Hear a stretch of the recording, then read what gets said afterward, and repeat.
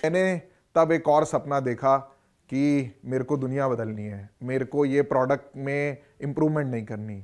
तो बस वो उम्र ऐसी थी कि मेरे पास ज़्यादा बैगेज भी नहीं था। मैंने एकदम फ्लैश ऑफ अ मोमेंट में डिसाइड किया, जॉब छोड़ी और मैं इंडिया आ गया, क्योंकि मुझे लगा इंडिया में प्रॉब्लम्स बड़ी हैं। और 2008 में मैं इंडिया आया। मेरे पास ऐसा कोई आइडिया नहीं था। थोड़े बहुत पैसे कमाए थे माइक्रोसॉफ्ट से, बस वो थे। मेरे माँ बाप का भी बहुत ज़्यादा व्यू नहीं था। वो खुश थे कि मैं इंडिया आ रहा हूँ इतने साल बाद। वो बहुत दुखी थे जब मैं बाहर गया था, और वो थोड़ा दुखी थे कि मैं अच्छी जॉब छोड़ के वापस आया हूँ। पर मैं काफ़ी ज़िद्दी इंसान हूँ। आया, मैंने 3-4 महीने खाली अपने कार गराज को ऑफिस बनाने में लगा दिया। तो काफ़ी चिंतित भी थे मेरे माँ बाप की कर क्या रहा है। उसके बाद बस जुनून था कि कुछ दुनिया बदलनी है। तो कॉलेज स्टूडेंट्स के लिए हाउसिंग की प्रॉब्लम सॉल्व करने के लिए मैंने काम किया। मेरे पास कोई बिजनेस प्लान नहीं था, ना मेरे पास कोई बिजनेस एक्सपीरियंस था। मैं काफ़ी ही पढ़ाकू लड़का था स्कूल में, कॉलेज में। बट मेरे पास माइक्रोसॉफ्ट का थोड़ा सा एक्सपीरियंस था कि अगर मैं खाली कस्टमर्स पे फोकस करूं और उनकी दुनिया बदलूं तो बिजनेस बन सकता है। तो ऐसे ही टाइम कटता गया। उस दौरान कुछ अच्छे लोग मिले जिनके साथ मेरी थिंकिंग मैच होती थी। मुझे मिला मेरा को फाउंडर अमित चौधरी, जिसने मुझे ज्वाइन किया बिट्स मेसरा से। और क्योंकि उसके पास कोई घर नहीं था, वो मेरे घर में रहना शुरू किया उसने दिल्ली में। वो आया था कोलकाता से। तो जब वो आया तो मेरे अंदर एक और जुनून सा आ गया कि कुछ और बड़ा करना है। ये कॉलेज की स्टूडेंट हाउसिंग प्रॉब्लम तो सॉल्व कर दी है। तो कहीं तब पढ़ा कि हिंदुस्तान, इंडिया को कहते हैं वर्ल्ड का ब्लाइंड कैपिटल। 40% वर्ल्ड के 40% ब्लाइंड पीपल इंडिया में रहते हैं। और इंडिया में करीबन आधे इंडिया को चश्मा चाहिए, पर खाली 25% लोग उन आधों में से चश्मा पहनते हैं। तो लगा कि ये एक ऐसी प्रॉब्लम है जो कोई सॉल्व नहीं कर रहा है और मैं शायद इससे दुनिया बदल सकता हूं।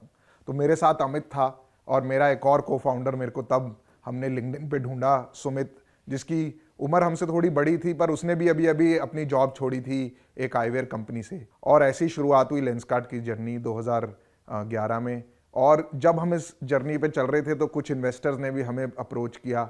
हमने ज़्यादा नेगोशिएट नहीं किया, कुछ नहीं किया, बस उनका साथ जुड़ा और वक्त कटता गया। और तब से आज 10 साल हो गए हम खाली इस मिशन में लगे हुए हैं।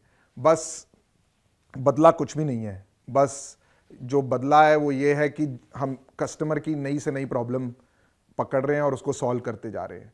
एक चीज़ मैंने और देखी कि हमारा जो काम करने का स्टाइल है वो हमारी सबसे बड़ी ताकत है। और वो है कि हम फेलियर से नहीं डरते और हम रिस्क लेने से भी नहीं डरते, क्योंकि हमारे पास कुछ खोने को ही नहीं है और ना कभी था। हम बड़ा रिस्क लेते हैं, बड़ा सोचते हैं, और गिरते हैं तो फिर से खड़े हो जाते हैं। पहले हमने खाली भारत को चश्मा पहनाने का सपना देखा था। आज से करीबन 1-1.5 साल पहले हमने इस सपने को और बड़ा कर लिया कि हम पूरे विश्व में 4.5 बिलियन लोग हैं जो चश्मे की ज़रूरत है, खाली 2 बिलियन पहनते हैं। और हम इस जर्नी पे आज चलते जा रहे हैं। लेंसकार्ट शुरू करे हुए मुझे करीबन 10 साल हो गए हैं और काफ़ी कुछ बहुत बार गिरा हूँ, आज भी रोज़ गिरता हूँ। और कुछ चीज़ें गिर के सीखने को जो समझ में आई हैं वो ये आई हैं कि सब हमारा जो फोकस है ना, जो नए एंटरप्रेन्योर्स हैं उनका फोकस प्रॉब्लम पे होना चाहिए कि प्रॉब्लम क्या है, क्या ये प्रॉब्लम है, क्या ये जेन्युइनली रियल प्रॉब्लम है, या हमें लग रहा है कि ये प्रॉब्लम है और बाकी लोगों को नहीं लग रहा है, और ये कितनी बड़ी प्रॉब्लम है। और उस प्रॉब्लम का सोल्यूशन बनाने में, ऐसा सोल्यूशन जो उस प्रॉब्लम को थोड़ा बहुत नहीं पर बड़े तरीके से सॉल्व कर दे, उस पर अगर फोकस करा जाए तो बिजनेस अपने आप बन जाएगा। ये मेरा बहुत बड़ा बिलीफ है, जिसको मैं कहता हूं make meaning, rest everything will follow. दूसरी मेरी एक लर्निंग रही है कि जो ऑब्सेशन होता है ना, वो हमको कस्टमर्स की तरफ रखते हैं हम, तो कंपनी का जो सक्सेस भले ही धीरे आए पर लॉन्ग टर्म और सस्टेनेबल आती है।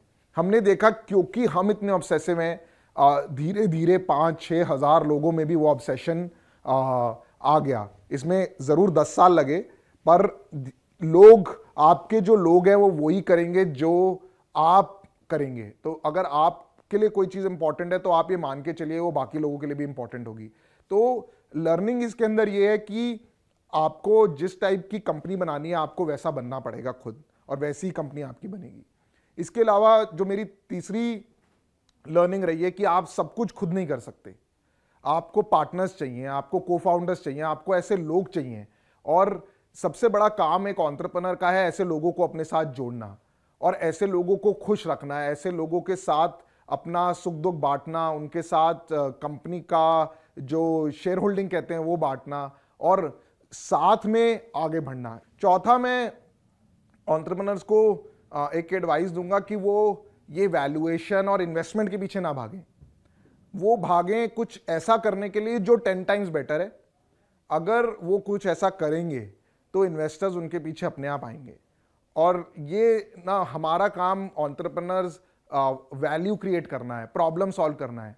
वैल्यूएशन बनाना लगाना हमारा काम नहीं है, वो इन्वेस्टर्स का काम है। तो हमको ये समझ लेना चाहिए कि हमारा जो काम है हम वो करें, मार्केट का जो काम है वो करेंगे। और अगर हम अपना काम करेंगे तो हमें कोई फर्क ही नहीं पड़ेगा कि मार्केट आज ऊपर है या नीचे। जब 2011 में हमने लेंसकार्ट शुरू किया था तो इतना आज की तरह एनवायरनमेंट नहीं था, लोग मिलने भी आसान थे थोड़े, और पर इन्वेस्टमेंट की कभी बात नहीं होती थी।